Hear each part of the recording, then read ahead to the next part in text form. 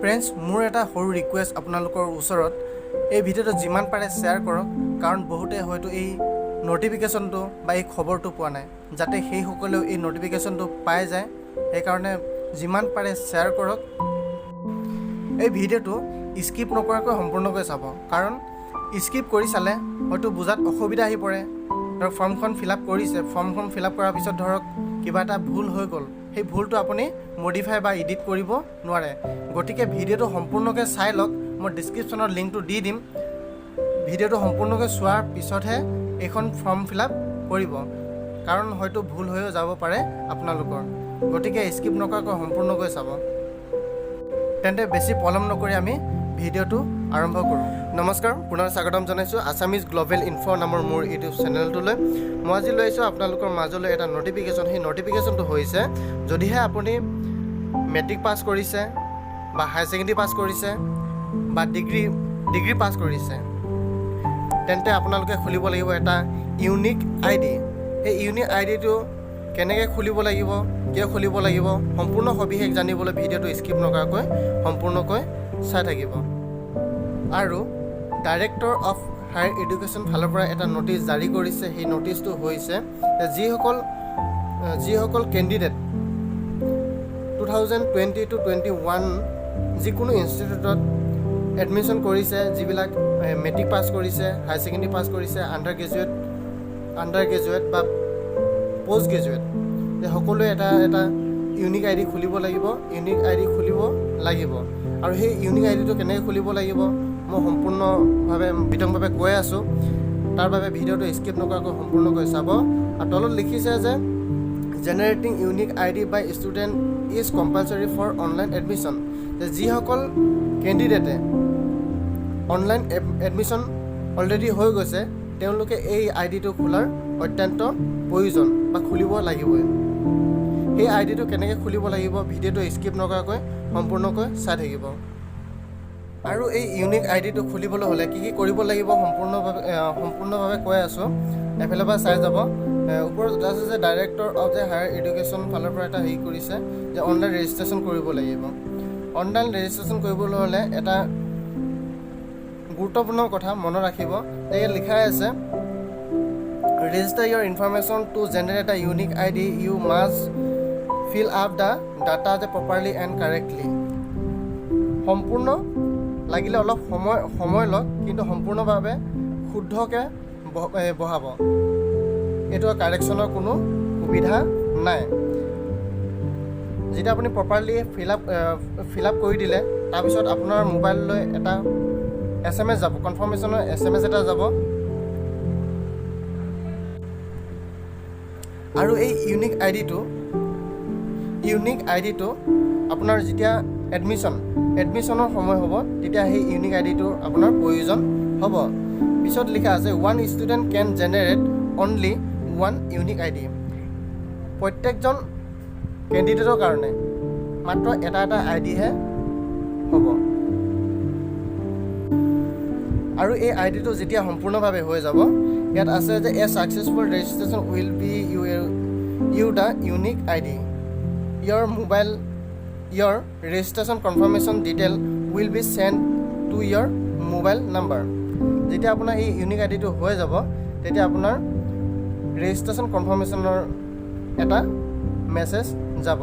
তেতিয়া আপোনাৰ এই IDটো হৈ যাব। আৰু কেনেদৰে কৰিব লাগে সম্পূৰ্ণভাৱে কৈ আছোঁ, ভিডিঅ'টো স্কিপ নকৰিব।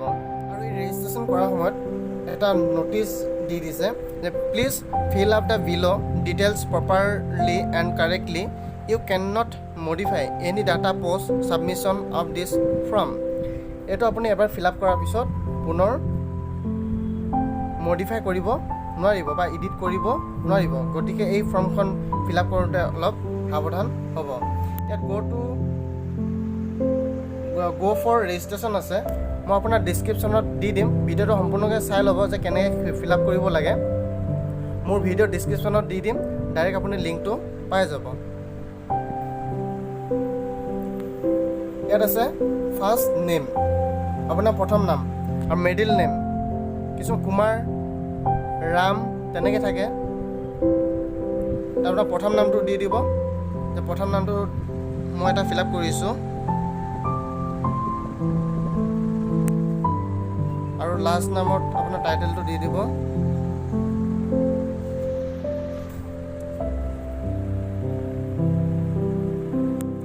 নেক্সট হৈছে ফাদাৰ নেমটো লিখি দিব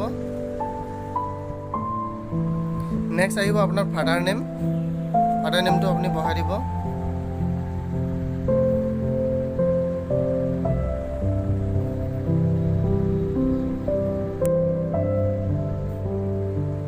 নেক্সট আহিব মাদাৰ নেম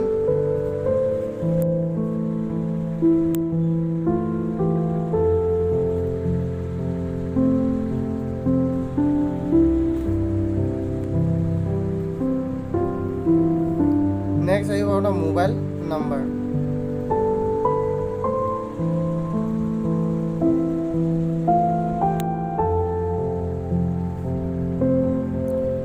নেক্সট আহিব আপোনাৰ ডেট অফ বাৰ্থ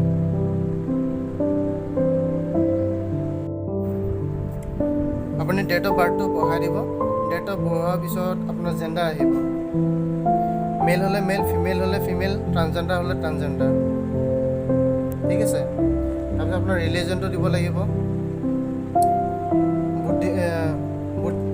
বুদ্ধিজিম হ'লে খ্ৰীষ্টিয়ানি হ'লে হিন্দুইজিম জৈন যি হয় আপোনাৰ নিজৰ ৰিলিজনটো দি দিব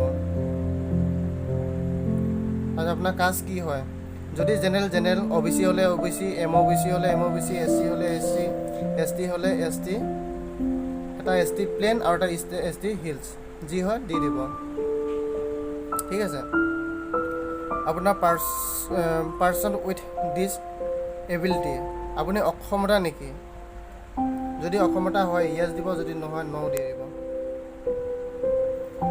আপোনাৰ ষ্টেট অফ ডমিচিলটো আমাৰ ক'ৰ অসমৰ হয় তে অসম দি দিব আপোনাৰ ডিষ্ট্ৰিক্টটো দি দিব নগাঁও হয় কাৰণে নগাঁও দি দিছোঁ নগাঁও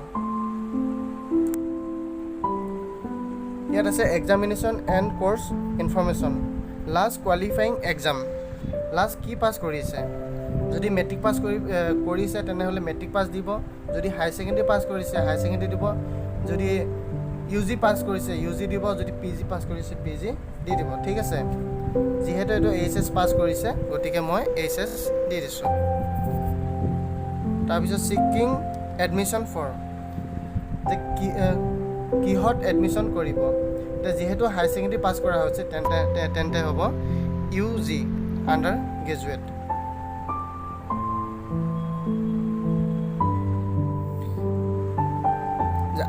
UG দি দিব যিহেতু HS পাছ কৰি আহিছে তেনেহ'লে আণ্ডাৰ গ্ৰেজুৱেট কৰিব তেন্তে হ'লে UG দিব লাগিব আৰু যিসকলে মেট্ৰিক পাছ কৰিছে তেন্তে সেই তলতো দিব লাগিব ছিকিং এডমিশ্যন ফৰ আপোনাৰ হায়াৰ ছেকেণ্ডেৰী HS দিব লাগিব যিহেতু মেট্ৰিক পাছ কৰিছে মেট্ৰিক পাছ কৰি পেলাই HS কৰিব HS পাছবিলাক UG কৰিব UG পাছবিলাক PG কৰিব যিহেতু মই HS পাছৰ হেৰি কৰি আছোঁ তেনেহ'লে HS দিছোঁ HS হ'লে UG হ'ব ঠিক আছে আৰু ইয়াত লিখা আছে registration number last qualifying exam যিহেতু HS পাছ কৰি অহা হৈছে গতিকে HSৰ ৰেজিষ্ট্ৰেশ্যন নম্বৰ লাগিব HSৰ ৰেজিষ্ট্ৰেশ্যন নম্বৰটো মই ফিল আপ কৰি আছোঁ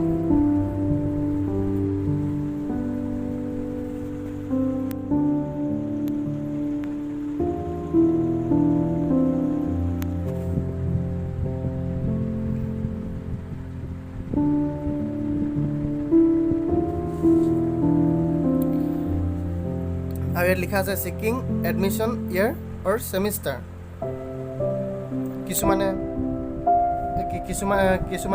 ফাৰ্ষ্ট ছেমিষ্টাৰত এডমিশ্যন ল'ব কিছুমান থাৰ্ড ছেমিষ্টাৰত এডমিশ্যন ল'ব কিছুমানে ফিফ্থ ছেমিষ্টাৰত এডমিশ্যন ল'ব বা এডমিশ্যন হ'ব গতিকে যিহেতু HS পাছ কৰি অহা হৈছে HS পাছ কৰি পেলাই ডিগ্ৰীত গ'লে ফাৰ্ষ্ট ছেমিষ্টাৰতে এডমিশ্যন ল'ব লাগিব গতিকে ফাৰ্ষ্ট ছেমিষ্টাৰ হ'ব ঠিক আছে আৰু ইয়াত লিখা আছে বেংক একাউণ্ট ডিটেইলছ আপোনাৰ বেংক একাউণ্ট ডিটেইলছ দিব লাগিব যদিহে আপোনাৰ একাউণ্ট আছে আপোনাৰ একাউণ্ট নম্বৰটো দিব পাৰে যদিহে আপোনাৰ নাই তেন্তে ঘৰৰ কাৰোবাৰ একাউণ্ট নম্বৰ দিলেও কোনো প্ৰব্লেম নাই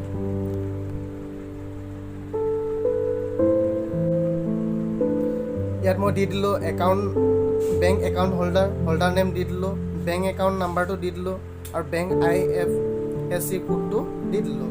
এতিয়া তলত আহিছে কেপচাৰ মাৰিব লাগিব।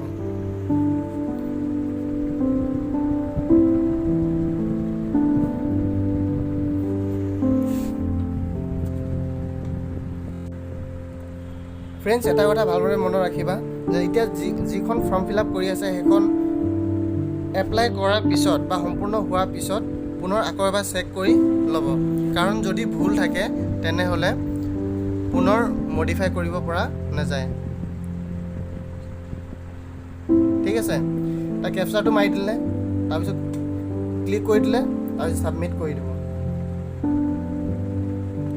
ইয়াত লিখা আছে কনফাৰ্ম লিখা আছে, are you sure to submit the form, যে no' modification allows after submission of the form. যদি ইয়াত কিবা ভুল আছে তেনেহ'লে প্ৰথমে শুদ্ধ কৰি দিব লাগিব, আৰু যদি কনফাৰ্ম যদি কৰি দিয়ে আপোনাৰ গোটেইখিনি শুদ্ধ বুলি ভাবি সিহঁতে ছাবমিট লৈ ল'ব। ঠিক আছে, যিহেতু মোৰ শুদ্ধ হৈছে গতিকে মই য়েছ টিপি দিছোঁ। টিপাৰ পিছত ইয়াত লিখা আছে ৰেজিষ্ট্ৰেশ্যন ছাকচেছফুল। মোৰ ৰেজিষ্ট্ৰেশ্যন অলৰেডি হৈ গ'ল। ঠিক আছে, ৰেজিষ্ট্ৰেশ্যন আপোনাৰ ইউনিক আইডিটো হৈ গ'ল, তাৰপিছত নামটো আছে ফুল নেম, ৰেজিষ্ট্ৰেশ্যন মোবাইল নাম্বাৰটো ইয়াত আহি গ'ল। এতিয়া আপুনি হেৰি কৰিলে হ'ল যে ডাউনলোড একনলেজমেণ্ট, এইটো কৰিলে আপোনাৰ একনলেজখন ডাউনলোড হৈ যাব। যাতে কোনোবা যদি গমো পোৱা নাই যে গম পাই যাওক, আৰু এই ইউনিক আইডিটো সিহঁতে খুলি লওক, এডমিশ্যন লওক। গতিকে যিমান পাৰে শ্বেয়াৰ কৰক, আৰু যদি মোৰ চেনেলত নতুন আহিছে তেনেহ'লে ছাবস্ক্ৰাইব কৰি দিব আৰু লগতে থকা বেল আইকনটো প্ৰেছ কৰি দিব। ধন্যবাদ।